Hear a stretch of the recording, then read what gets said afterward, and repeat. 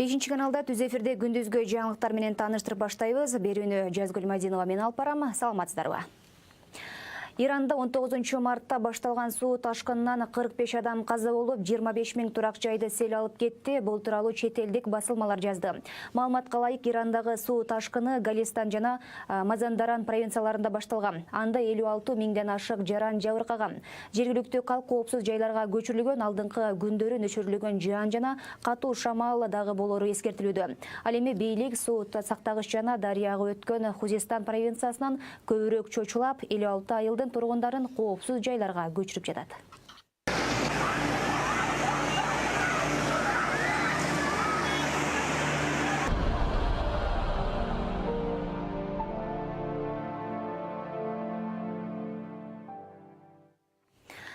Башка кабарлардан чүйдө кызал ачууга шектелген 3 жаран кармалды. Бул тууралуу облустук ички иштер башкармалыгынын басма сөз кызматы билдирди. Окуя 29 мартта Токмок шаарында болгонун айтып, жабырлануучу 20 жаштагы кыз арыз менен кайрылган. Натыйжада кылмышка шектүү катары жергиликтүү 3 тургун кармалып, убактылуу камоочу жайга киргизилген. Кийинчерээк Токмок шаардык соту аларды үй камагына чыгарган. Бул иш кылмыштар менен жоруктардын бирдиктүү рейстерине катталып, иликтөө иштери жүргүзүлүүдө. Учурда бардык зарыл экспертизалар дайындалып, кызал ачууда колдонулган Honda Fit автоунаасы айып токтотмосуна коюлду. Бул кылмышка шектүүлдөлүп, кылмыштын изи суу электе 26 жаштагы М.Е. менен Т.И. жана 27 жаштагы К.А. аттуу жарандар кармалып, Токмок шаарынын убактылуу кармоочу жайына камакка алынган. Мындан кийин Токмок шаардык соту тарабынан ошол жарандар үй камагына алынсын деген токтому чыгарылган. Белгиленген автоунаа азыркы маалда автоунаа токтоочу жайда коюлган. Учурда сотко чейинки өндүрүш иштери жүргүзүлүүдө. 3 килограмм баңгизатын ташып бараткан коңшу өлкөнүн 3 жараны Ош эл аралык аэропортунан кармалды. Бул тууралуу Улуттук коопсуздук мамлекеттик комитетинен билдиришти.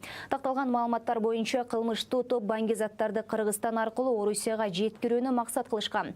Багажды текшерүү учурунда андагы жашыруун орундан жалпы салмагы 3 килограммдан ашык 57 брикет табылган. Табылган заттар өзгөчө жыты бар героин болгон. Бул факт боюнча кылмыш иши козголуп, кылмыштардын жана жоруктардын бирдиктүү рейстерине катталды. Кармалгандар Ош шаарынын ички иштер бөлүмүнүн убактылуу кармоочу жайына киргизилди.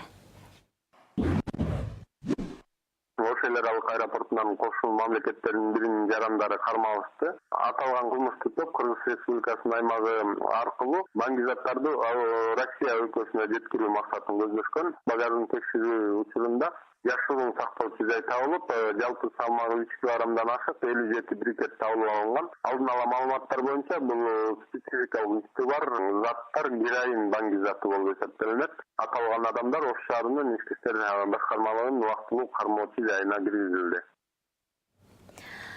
Башкы прокуратура бирдиктүү депозиттик эсепке 5 миллион сом которду. Бул тууралуу мекеменин басма сөз кызматы билдирди.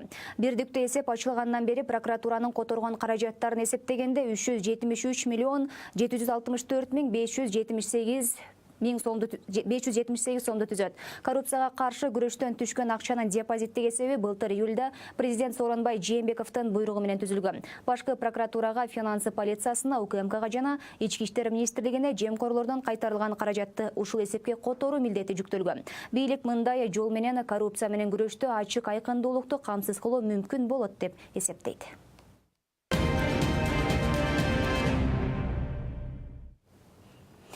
Эми эл аралык кабарлардан Кытайда балдар ойноп жаткан батутту шамал учуруп 18 бала жабыркады. Окуя болгон жерде жүргөндөр батутту шамал кантип учуруп кеткенин видеого тартып алган. Жергиликтүү журналисттер анын ичинде балдар бар экендигин жазды. Окуя Кытайдагы Юйчэн шаарында 31 мартта болгон. Балдарды батуттун ичинен алып чыгарышып, жаракат алгандыктан ооруканага жаткырышкан. Алардын абалы тууралуу маалымат азырынча айтыла элек.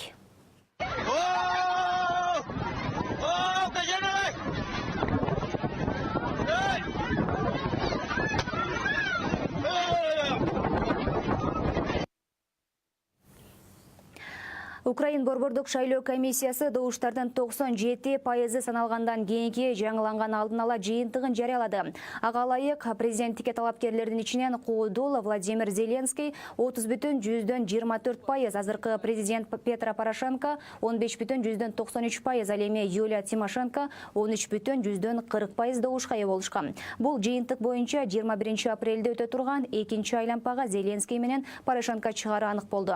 Юлия Тимошенко шайлоонун толук жыйынтыгын тааны элек. Анын штабы экинчи орунга Порошенко эмес Тимошенко чыкканын билдирип, өз алдынча санак жүргүзүп жатат. Украинада 31 марттагы президенттик шайлоого жалпы шайлоочулардын 64% катышты. Башка кабарлардан Бишкек шаарындагы номер 92 лицей менен номер 10 кесиптик лицей кесиптик лицейин бириктирүү иштери жүрүп жатат. Бирок аталган окуу жайдын мурунку директору жана алгачкы бүтүрүүчүлөрү бул чечимге макул эмес. Алардын пикиринде өлкөдөгү жападан жалгыз улуттук көркөм колөнөр тармагын өнүктүрүүгө салымын кошкон окуу жайдын аты дагы, заты дагы жоголуп кетиши мүмкүн. Бирок бул билдирүүнү экинчи тарап төгүндөп, эч кандай коркунуч жок экенин айтууда. Теманы кабарчы узулатат.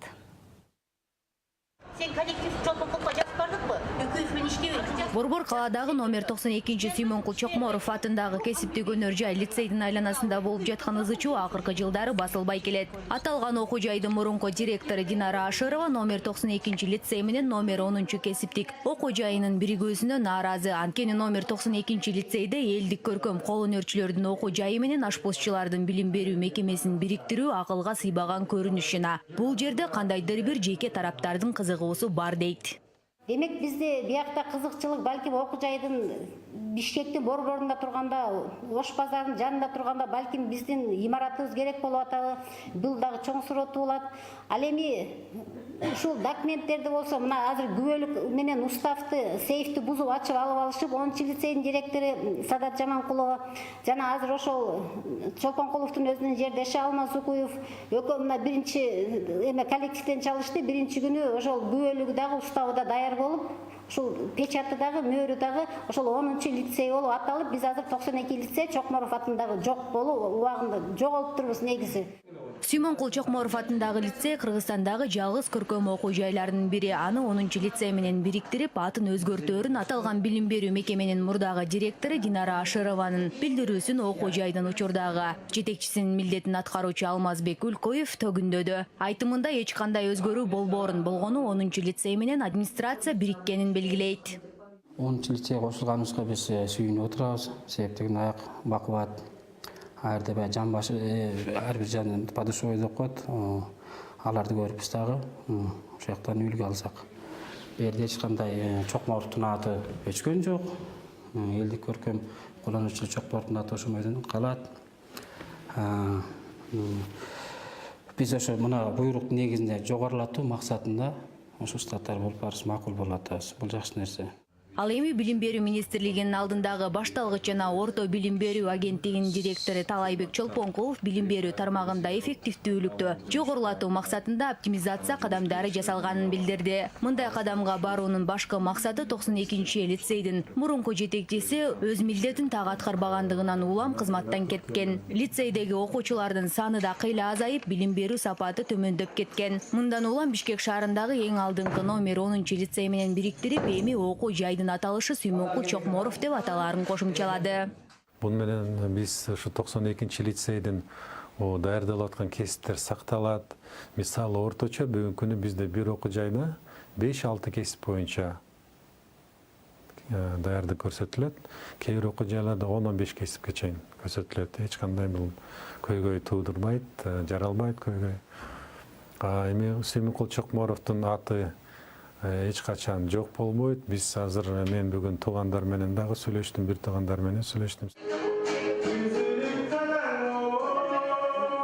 Кыргызстандагы кесиптик лицейлер жаңы окуу жылында 17 000 абитуриентти бюджеттик негизде кабыл алат. Ал эми республика боюнча 100 кесиптик лицей бар болсо, 2012 жылдан бери Кыргызстан боюнча 22 окуу жай бириктирилген. Айтолкун Анапияева, Бакыт Кошалиев, 5-канал. Ушул жана башка маалыматтар менен биздин интернеттеги баракчаларыбыздан тааныша аласыздар. Күнүңүздөр көңүлдүү улансын.